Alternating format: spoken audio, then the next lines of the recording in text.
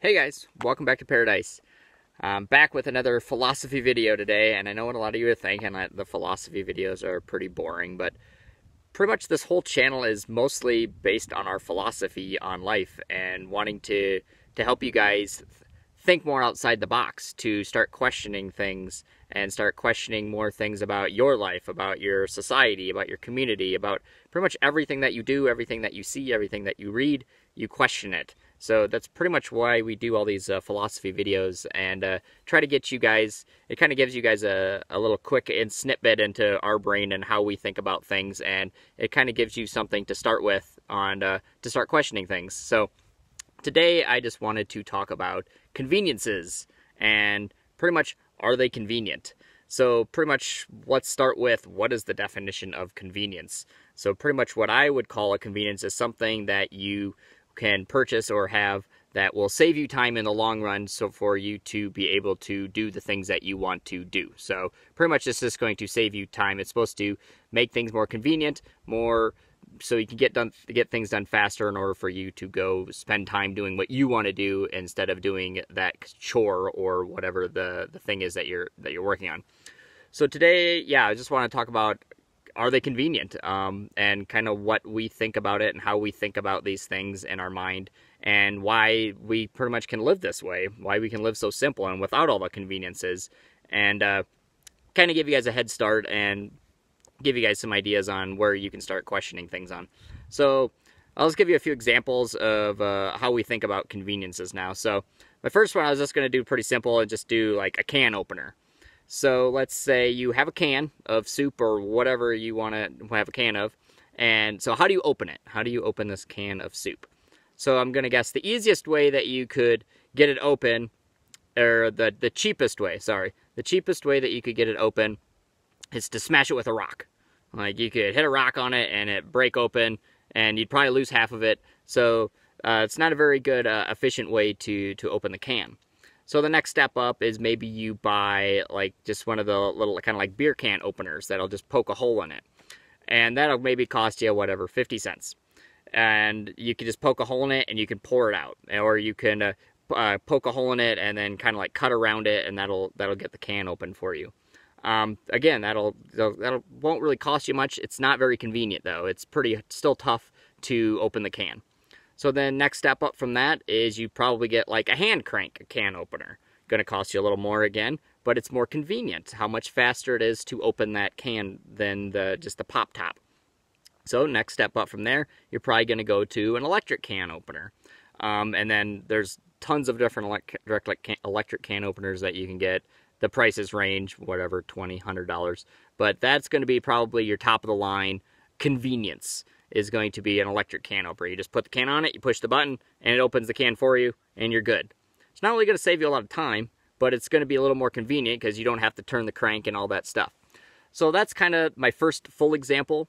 And as you see, as the conveniences get more convenient, they get more expensive.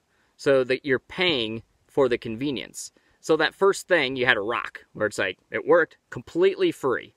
And then you move up a little bit and you have the pop top. That's maybe 50 cents again. But it does the job. And I probably guarantee that pop top opener, it'll probably last your lifetime. So you'll be one and done. And you'll just be a little inconvenienced, but you won't have to pay for it ever again in your life. So then you move up and you have the hand crank one. Those things go dull. So you're going to have to buy multiples in your lifetime. So you're going to have to pay for more. You move up to the electric can opener, you're definitely going to have to buy more of those, because those go dull, their cords go bad, they short circuit, whatever. Obviously, we make things cheap. We make them fall apart for a good reason, so you have to buy more. So those more convenient items, they're going to fall apart faster, so therefore you're going to have to buy more. So you're not just looking at that one price that you're like, I got that one can opener. You're looking at multiple can openers over in your life.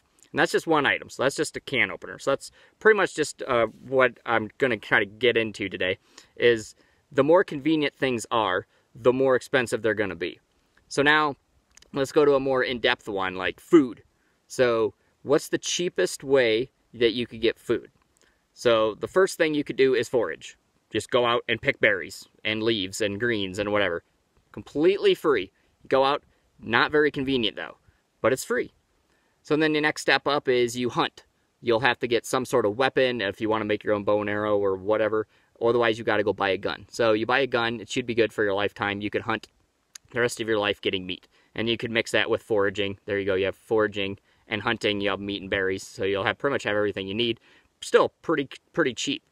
So then you're going to move up, and now you'll probably go to like growing your own garden at your house. So that's still pretty cheap. You're growing your own food. You get your own compost going, all that stuff. Pretty much all pretty cheap. Pretty much what off-grid homesteaders do. So now, once you leave the home garden, though, the next step up is going to be grocery stores. So now, when you go to the grocery store, your price is just going to skyrocket compared to growing your own food at home. So now you're paying a ton more, but it's so convenient because you can just go and pick it up. And then pick whatever you want. You got stuff from all over the world that you can go to this grocery store, wherever you're at, and pick up food. So now, after grocery stores, what do you got? So you got stuff that you can bring home and make sandwiches for yourself, like stuff like that.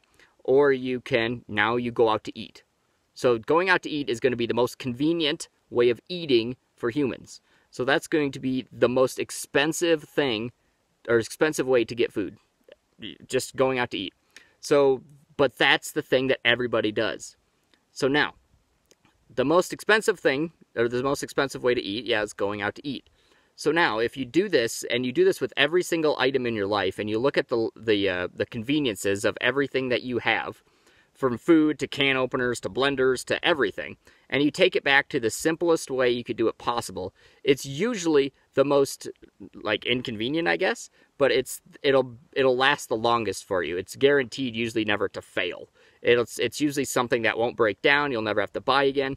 So that actually makes it pretty convenient. You never have to purchase these things again. It's just at the beginning, you're going to have to put more work into this.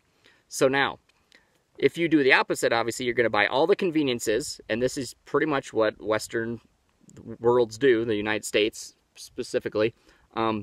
Every house has all these conveniences. So now, in order to have those conveniences, you have to pay for them. So in order to pay for these conveniences, you go to work. So now, you're working 40, 50, 60, 70 hours a week, however much you want to work, to pay for these conveniences that are supposed to save you time to do the things that you want. So now we've created this world where everything's convenient, but it's really not if you look at it and how much money you have to spend to get the convenience. And that's pretty much where we drew the line, where we're like, I can do without the conveniences, and we could live with little. It's like, so now our house is our vehicle. Our house is our little camper we tote around. Therefore, we don't have to pay for a big house with all the electricity and plumbing and all that stuff and all those issues. They're convenient, but they're not when they break down. They're not when you have to pay for them. Therefore, we don't have to go to a 40-hour job week every week to pay for the conveniences. So this is pretty much how we look at the world now with conveniences, and realized that the conveniences aren't convenient. When you go to use them, they are convenient. But the only reason you need the conveniences is because you are working so much to pay for the conveniences. If you didn't have to work so much, you would never have to go to whatever fast food restaurants to grab food. You would be able to go to your home or wherever you're at, and you could be able to grow your own garden, but you'd be able to go to your own home and make your own food, and make your own sandwich or whatever, grill, do whatever you want. You could do this on your own time. And so they got everybody kind of tricked to think that the conveniences save you time, which they do, but you need to save the time in order to go to work to pay for the conveniences. So it's just it's kind of a mind loop, and most people don't really think about it. But obviously, in the Western society, we got trained to, you have to go to work and you have to have a house. But the trick is, now we've set the standard so high and the housing market's so expensive that in order just to have a house, you're pretty much stuck in an HOA in a little cookie cutter house, and they're $300,000, $400,000. And that pretty much already puts you at working full time for 40, 50 years just to pay for the house, let alone the conveniences that you put inside of it. So we need to start questioning more things like this, and questioning, do we need these conveniences in the long run? And do we need an electric can opener? Like just these little things like this, all the stuff that's sitting on your counter. Do we need these things? Because we've gone at least 5 years now just living on the road without an electric can opener. We don't even have electricity, but we don't have an electric can opener. We have a hand crank one. Been completely fine. I haven't had an issue with it. But in the long run, we've gave up all the conveniences, we gain time.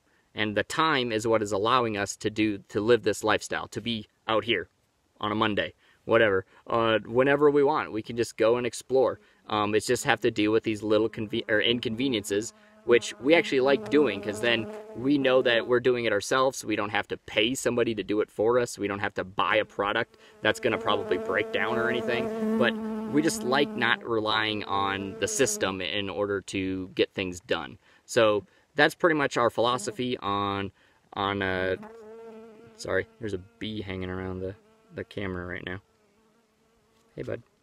But so that's our thought on conveniences and why we are able to live this way. So hopefully that wasn't too boring for you. Hopefully you got something out of that. Just pretty much whenever you go shopping, or just don't go shopping. But whenever you go shopping and you think you need something, just try to take a step back. First off, ask yourself if you really need it. Second off, ask yourself, can you do this an easier way in the long run? Can you do this, whatever, on your own? Can you do it manually? You don't need it electric, whatever.